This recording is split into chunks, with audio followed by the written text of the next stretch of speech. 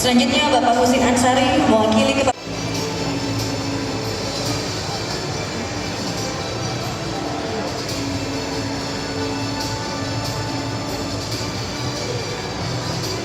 Baik, kami persilakan untuk kembali ke tempat sejenak.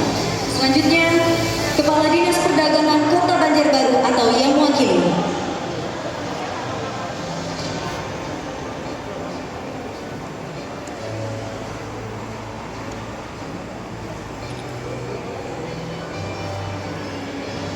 Kabupaten dan kota. Menurut surat dari Dirjen Perdagangan Dalam Negeri Kementerian Perdagangan Republik Indonesia, tahun ini ditargetkan 521 pasar rakyat atau pasar tradisional. Di antaranya yang ada di Kalimantan Selatan ada sebanyak 11 pasar yang tersebar di kabupaten kota. Pada kesempatan ini saya diminta mengundang 7 pasar, 7 kabupaten kota maksud saya. Tapi saya mengundang seluruh kabupaten kota di Kalimantan Selatan. Ada 13 kabupaten kota yang pada hari ini siap menandatangani komitmen bersama, terutama pada pasar-pasar yang berada di ibu kota kabupaten dan kota harus menggunakan sistem kris. Ayo kita mulai, kapan lagi? Kalau sebelumnya kita kenal yang namanya sistem pembayaran menggunakan transfer, menggunakan mobile banking, menggunakan gesek kartu ATM. Sekarang hadir di tempat kita kris. Ayo kita manfaatkan. Ya. Nah, Bapak dan Ibu sekalian, tentunya yang perlu sekali langkah kita ke depan lakukan adalah memberikan sosialisasi kepada para pelaku usaha. Baik itu cara penggunaannya, nanti dia tidak mengerti masuk apa kita ini ke kas saya, ke rekening saya, itu perlu disosialisasikan supaya yakin dia. Begitu juga para pembeli, masyarakat secara umum. Saya melihat kurang intens sosialisasi melalui media maupun melalui publikasi-publikasi ya tentang kris ini. Baik di televisi, di koran, di radio, saya melihat belum intens. Oleh sebab itu ini perlu sekali ya kita sosialisasikan dengan sebaik-baiknya. Tolong didorong semua perbankan yang ada di kabupaten kota untuk bekerja sama membantu percepatan penerapan kris ini di tingkat pasar-pasar tradisional. Saya mengajak kawan-kawan Dinas Perdagangan Kabupaten Kota rapatkan barisan dengan perbankan yang ada di wilayahnya untuk percepatan capaian yang lebih luas lagi.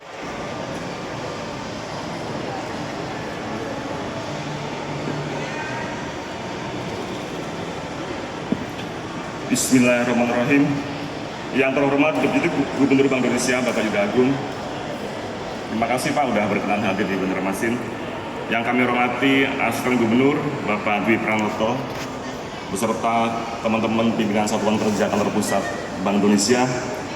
Yang kami hormati Wali Kota Banjarmasin yang dalam hal ini diwakili oleh Bapak Asisten Bidang Perekonomian, Kepala Dinas Perdagangan, implementasi Siap Kris Kutamol, dan kick-off perluasan implementasi Siap Kris di Kalimantan Selatan.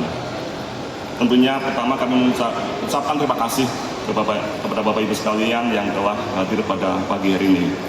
Pada kesempatan ini, perkenalan kami menyampaikan laporan singkat terkait dengan kegiatan kesiapan implementasi kris di Kalimantan Selatan. Kegiatan pada pagi hari ini adalah upaya untuk terus mendorong implementasi penggunaan kris pada transaksi retail yang ada di pusat perbelanjaan modern atau pasar modern dan juga pasar-pasar tradisional yang dikemas dalam kegiatan sehat, inovatif, Aman Pakai Kris, yang merupakan program kolaborasi antara Bank Indonesia dengan Kementerian Perdagangan untuk mendukung perluasan dan peningkatan transaksi non-tunai melalui pemanfaatan kris. Penyelenggaraan kegiatan ini merupakan bentuk nyata dan kolaborasi sinergi antara Bank Indonesia dengan pihak-pihak yang terkait, khususnya dalam hal ini adalah Bank Mandiri, terima kasih Pak Winston, dalam mendorong perluasan akseptasi pembayaran digital masyarakat melalui pemanfaatan pembayaran digital menggunakan kris di Duta Mall. Implementasi Siap Kris di Duta Mall tidak hanya menyasar pada merchant saja, namun juga kami harap penggunaan kris itu juga melingkupi berbagai kegiatan transaksi yang di Duta Mall. Jadi mungkin layanan di parkiran atau juga di tempat-tempat lain atau sarana umum seperti musola atau masjid.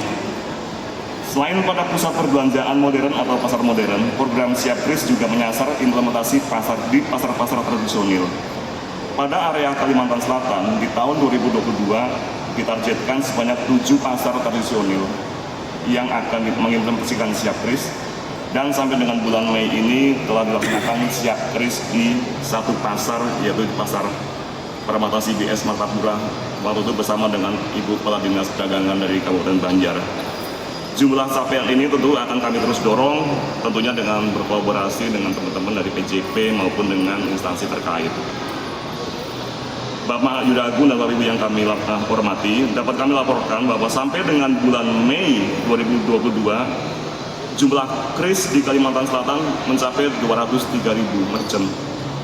Memang kalau dibandingkan dengan jumlah kris, merchant kris yang sudah tercapai di tahun 2022 secara nasional, 17 juta lebih, jumlah ini memang harus terus dipacu Pak, dan ini akan menjadi motivasi kami untuk terus meningkatkan penerapan kris di Kalimantan Selatan. Sebaran merchant tertinggi ada di Kota Banjarmasin yang mencakup 86.810 atau 42,6%, disusul di Kota Banjarbaru sebanyak 23.753 merchant atau 11,66%. Tentunya ini akan terus kami tingkatkan ke depan sehingga nanti penggunaan kris di Kalimantan Selatan akan terus meningkat. Perluasan implementasi merchant kris juga diharapkan dapat mendorong pencapaian target 15 juta pengguna merchant baru atau 15 juta pengguna kris baru secara nasional. Sampai dengan posisi April 2022, jumlah pengguna kris di wilayah Kalimantan Selatan yang baru sudah mencapai 151.466 pengguna. Jumlah ini mengalami kenaikan atau peningkatan sebesar 35,25% dari posisi awal tahun 2022. Diharapkan dengan berbagai program yang diterapkan, maka target 300.000 tahun ini bisa dicapai Pak. Jadi terima kasih, kemarin kami sudah minggu lalu ada evaluasi dari Pak Yuda juga, dari Bank Indonesia. Kalimantan Selatan termasuk yang kategorinya hijau. Jadi ada kuning, merah, kuning, kami hijau, mudah-mudahan sampai dengan akhir tahun hijau terus. Kemudian kalau kami lihat dari data transaksi menggunakan kris sampai dengan posisi Maret 2022 terdapat transaksi sejumlah 495.536 dengan nilai nominal mencapai 29,2 miliar rupiah. Transaksi terbesar masih didominasi oleh transaksi pada usaha mikro, yaitu sebesar 45,2% dari keseluruhan transaksi. Hal ini tentunya menunjukkan bahwa kris untuk usaha mikro memang masih punya peluang untuk terus didorong dan dikembangkan. Implementasi kris juga tidak hanya terbatas pada penggunaannya di sektor retail seperti UMKM, pedagang di pasar tradisional atau pasar modern, namun juga dapat dimanfaatkan untuk mendukung program digitalisasi transaksi pemerintah daerah pada sisi pendapatan dari pembayaran pajak dan juga retribusi. Perluasan penggunaan kris ini juga nantinya dapat berpengaruh terhadap indeks elektronifikasi transaksi pemerintah daerah. Indeks ETPD ini akan menjadi salah satu indikator yang digunakan dalam penilaian championship TP2DD tahun 2022 yang dilakukan, sudah mulai prosesnya, dan kemarin sudah ada koordinasi dengan Kemenko selaku penyelenggara championship ini untuk wilayah Kalimantan Selatan memang masih harus kita dorong supaya untuk pemenuhan baik registrasi maupun pemenuhan dokumentasi untuk kegiatan championship ini. Kami dari Bank Indonesia tentunya juga terus berkoordinasi dengan teman-teman dari pemerintah daerah. Dapat kami sampaikan juga memang untuk tantangan